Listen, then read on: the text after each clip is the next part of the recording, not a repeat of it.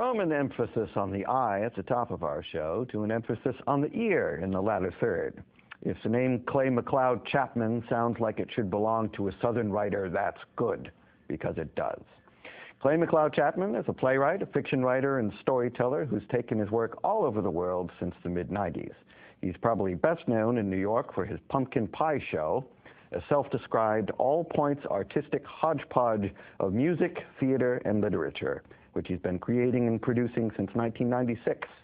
Here now, reading from Rest Area, the story from his eponymous collection published by Hyperion Books, is Clay McCleod Chapman.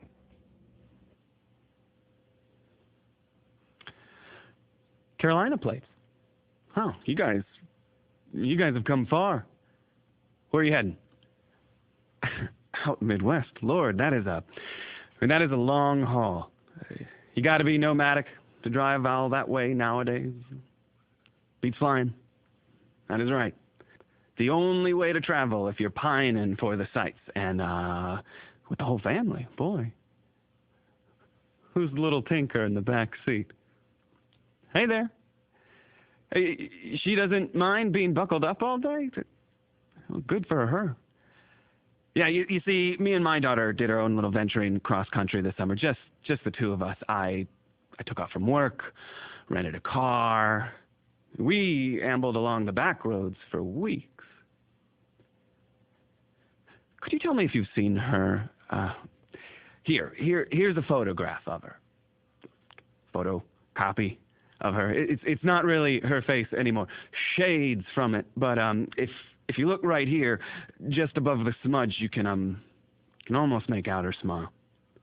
Her teeth are in there somewhere. You just have to fix your eyes on it for a while. They'll rise up to you if you squint hard enough.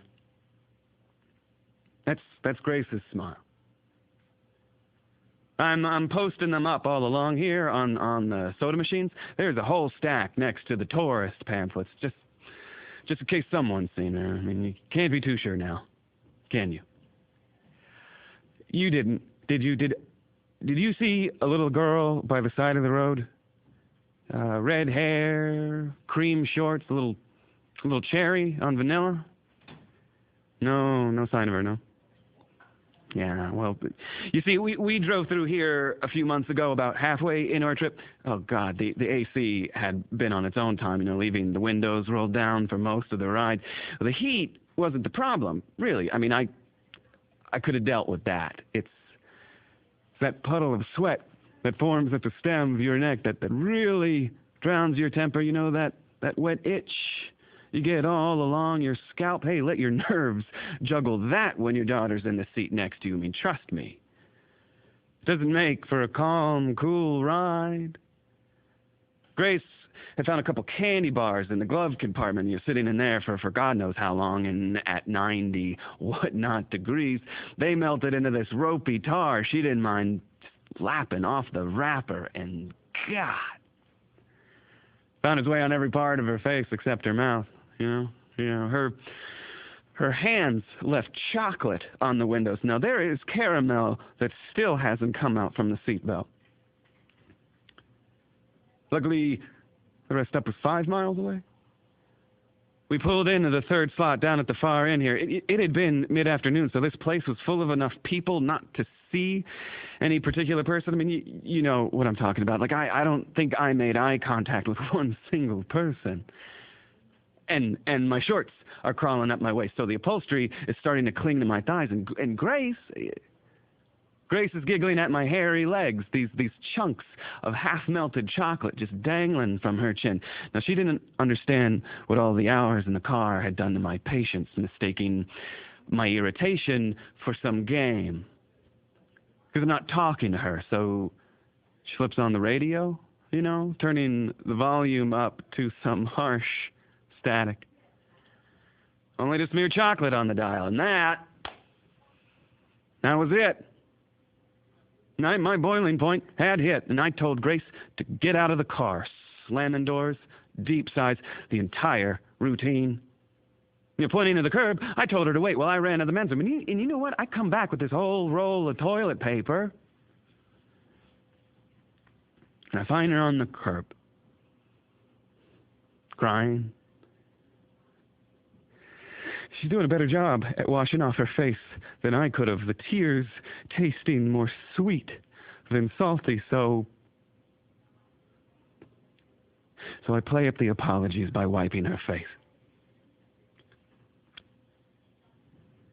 A lick of my fingers, and I could see that she's blushing, and good. I think, now back into the car.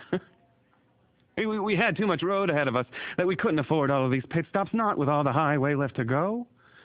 So, we must have moped around for a few minutes until she slaps this thick handprint of candy across my face, and I just reach my tongue around to taste it, swiping the bottom half of her palm print clear off, and I keep going back for more and more until there is none left, and she is giggling again.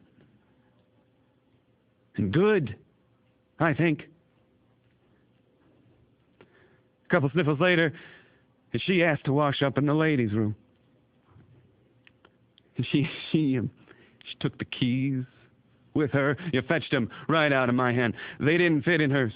You're poking out between her knuckles as if her fingers had multiplied all of a sudden. God, I am watching her slip off into this crowd, this stop and go between all the other families. If she would gallop down until someone walked in front of her, winning in place while they walked by, only to pick up her stride again once the path was clear. The farther she went, the more those keys sounded like spurs pushing her along. God, I remember watching her slip off into this crowd, and I wanted to keep watching her. I would stash the memory of this place in our trunk where all of our luggage is, and Grace would come back to me, and we would take that highway, just take it to wherever it led us. So, Clay, welcome to my little program. Oh, it's good to be here. Thanks for having me. That was from Rest Area? Rest Area, the title book. I wrote a book called Rest Area. Did you know? Yeah. Now, would you call them short stories, theater pieces? I think first and foremost for me that the criteria is that they have to exist on the page. So they are short stories, but first-person narrative. I mean, the great thing about it is that get an actor behind it, and poof, it's shake and bake theater. And you studied acting. I did. I took a year.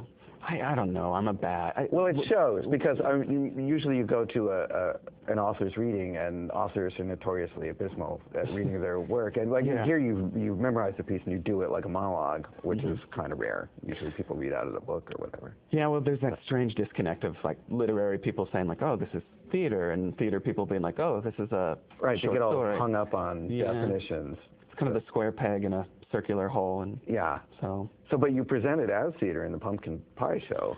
I do, and I just like it when there's that component that says you can take it home now and read these to yourself, because it's like a totally different experience. It's completely independent of what we do on stage. Yeah. So, but you can have the best of both worlds. And also they have to buy the book, and there's that.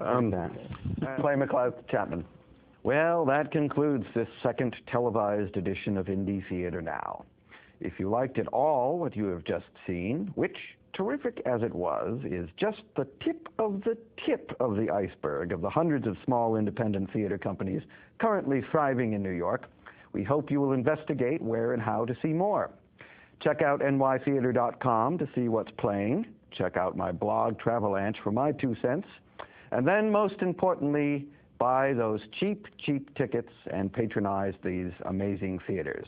There's a recession on, I don't have to tell you. The odds are very good that you'll come out ahead on the deal. Thanks for tuning in. For Indie Theater Now, I'm Trav S.D.